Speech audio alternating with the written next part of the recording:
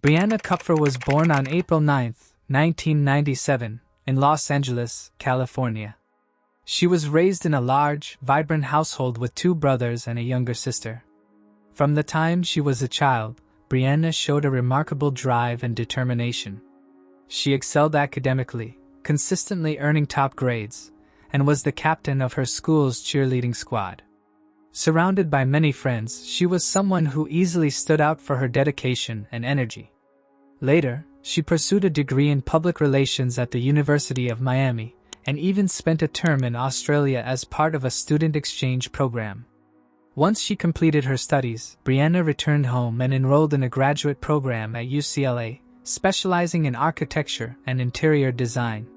Her passion was rooted in creativity, with a special love for fashion. She enjoyed sketching new designs, making her own clothes, and dreamed of launching a personal fashion collection one day. Alongside her creative pursuits, she lived a very active life, practicing yoga, dancing, and even taking up boxing. After coming back to Los Angeles, Brianna first stayed with her parents, but eventually chose to move closer to UCLA and share an apartment with a friend. To support her living expenses, she took a job as a consultant at a high-end furniture store. On January 13, 2022, Brianna, who was then 24 years old, left for work as usual. That day she was scheduled to run the store alone, as she had agreed to cover for one of her coworkers. At about 1:30 in the afternoon, Brianna sent a message to her manager saying, "Can you call me? There's a customer here and I'm getting a weird feeling." Unfortunately, the manager didn't see the message immediately. A few minutes later, when she returned the call, Brianna didn't answer. She also tried calling the store's landline, but again received no response. At nearly the same time, a couple entered the furniture store. They immediately noticed that no one was at the counter and that the atmosphere felt unusual. As they walked further inside, they saw something lying behind one of the sofas. When they got closer, to their horror, they discovered a body drenched in blood. Terrified, they rushed outside and called the police. Officers quickly arrived and found a young woman lying lifeless on the floor. Her phone was near her hand, and judging from the significant amount of blood, it was apparent she had been stabbed numerous times. Within moments, investigators confirmed the victim was Brianna Kupfer. Her body was sent to the coroner while detectives examined the store for evidence. At first, they considered whether this might have been a robbery gone wrong, but that theory fell apart quickly. Nothing of value was missing, not even the cash in the register. Instead, the killer had left something unexpected behind, a small voice recorder that was still running. When officers pressed play, what they heard left them shocked. The recording began with the jingle of the front door bell, followed by Brianna's cheerful greeting to a customer. The man's voice explained that he and his girlfriend were looking for a new couch. After asking a few questions, he stepped outside, saying he needed to call his girlfriend. When he returned, he asked Brianna if she could give him her social media account, but she politely declined. Out of nowhere, he asked if she supported Biden's politics. Brianna responded with a simple, "No." The man then said he would return later, but instead of leaving, he remained in the store, making unsettling comments. "I think this government has gone crazy," he muttered. He then told her, "Put your phone down." A few seconds later, he added, "Relax, I'm not going to hurt you." Right after that, the sound of a knife being drawn was recorded. Brianna's voice immediately changed. She was frightened. She ordered him to leave the store and warned that she had already called the police. He ignored her. The next moments were horrifying. The tape captured the man lunging at her and stabbing her repeatedly. Brianna could be heard pleading, offering to help him, desperately saying anything she could to make him stop, but he continued. Eventually, her voice went silent. The attacker then walked out of the store, leaving behind only eerie stillness. Moments later, Brianna's phone began ringing. It was her manager trying to call her back. Soon after, the recording picked up the couple entering the store and finding her body. But that was not the only recording stored on the device. Investigators later found that months before the murder, the same man had recorded himself ranting about his hatred toward women. Detectives sent the recorder to a lab for fingerprint and DNA testing, then shifted their focus to reviewing surveillance footage.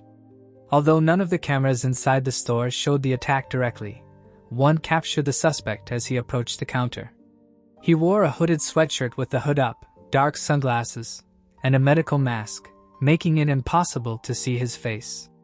He was roughly medium build, of average height, and appeared to be African American. Outdoor security cameras later recorded him walking away from the store after the attack. During their thorough investigation, crime scene experts also discovered a bloody shoe print on one of the couches, likely made when Brianna tried to escape and the attacker leapt over to block her. They also recovered the murder weapon, a 7-inch knife, bent from the extreme force of the stabbing. Before long, the coroner's report was released. Brianna had suffered 46 stab wounds. There was no evidence of sexual assault. All of this painted a grim picture. Detectives realized they were dealing with someone who killed without a clear motive, someone driven only by the urge to take a life. Because of his appearance, investigators also considered that he might have been homeless, which made tracking him even harder. While awaiting the lab results, detectives continued searching for additional surveillance footage. Before long, they discovered that around 30 minutes after the attack, the suspect had entered a grocery store. They also received a tip from a chiropractic clinic located only a few doors down from Brianna's workplace. An employee said the man had entered just minutes before the murder, asked questions about their services, and then left. Further canvassing revealed he had entered several other businesses on the same street, each time leaving almost immediately. Piece by piece, detectives put it together. The man had been searching for someone who was alone. He had walked into 6 businesses in total before finally entering Brianna's store.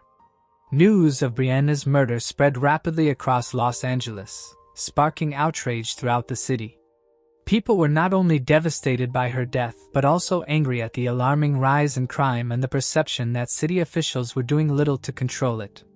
Many pointed fingers at controversial policies such as zero bail releases and reduced parole terms, blaming them for worsening the problem. Others were furious that Brianna had been left to work in the store alone, a situation they believed made her an easy target.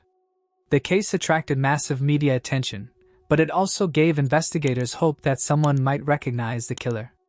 Police released photos of the suspect across news outlets and social media, while the store where Brianna worked contributed most of the money toward a $250,000 reward for information leading to his arrest. The large reward drew in hundreds of tips, but none brought detectives closer to the suspect. Then came a major breakthrough. Forensic experts matched DNA found on the knife to a 31-year-old man named Sean Smith. As detectives suspected, Sean had no permanent address, making it extremely difficult to track him down. Police shared his details across the city, and the media soon obtained his criminal history. His record showed repeated arrests for a mixture of minor and serious crimes, possession, theft, but also far more violent acts. Once, he attacked a police officer and bit his finger. In another case, he fired a flare gun into a car with a child inside. He had been arrested multiple times for trespassing as well. Shockingly, not long before Brianna's murder, Sean had been released early from prison. Almost immediately, he violated the conditions of his release. Yet, instead of being returned to custody, he simply vanished into the cracks of the system. When the public learned this, their anger intensified. Here was a man who had been given repeated second chances, allowed to walk free again and again, until he finally killed someone, something many believed could have been prevented. Detectives continued chasing leads, but none led anywhere. That changed on January 19th, when a man driving through the city spotted someone who looked exactly like the suspect seen in CCTV footage. To be sure, he circled the block and drove past again, this time noticing the same backpack seen in surveillance video. He called police, who rushed to the area and quickly spotted the man. He matched Sean Smith's description perfectly.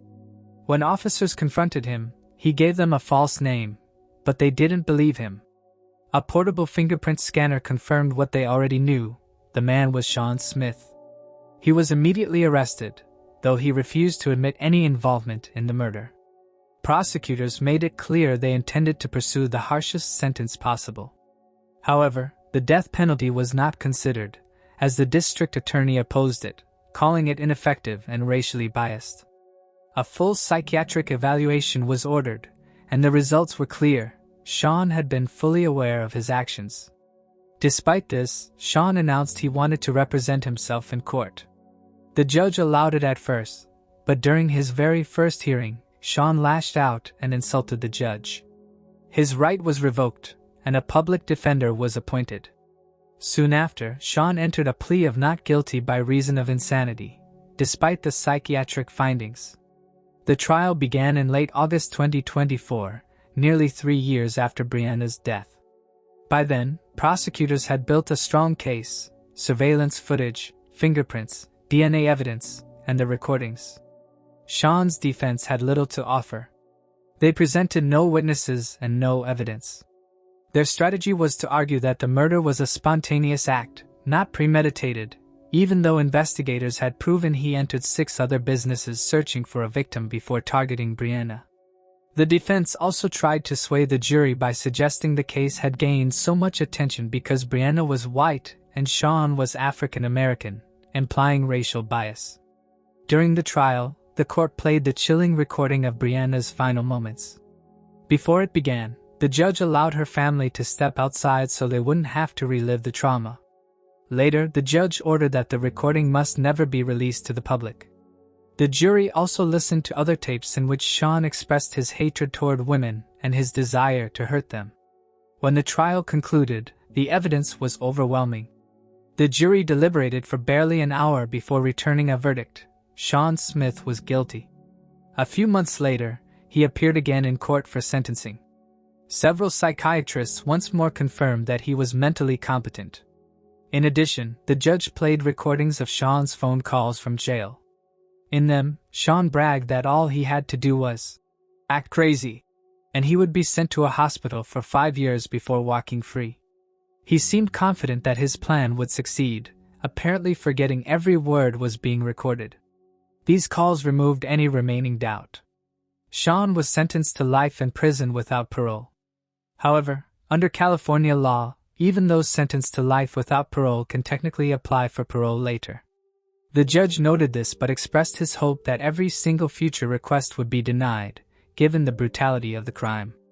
Throughout the case, Sean's true motive never became clear. Based on his own recordings, it appeared he simply harbored deep hatred toward women and wanted to hurt them. The fact that he entered multiple businesses before choosing Brianna made one chilling fact evident: he didn't care who his victim was, as long as it was a woman alone. Sean Smith was sent away to serve his sentence, but Brianna's case continued to resonate.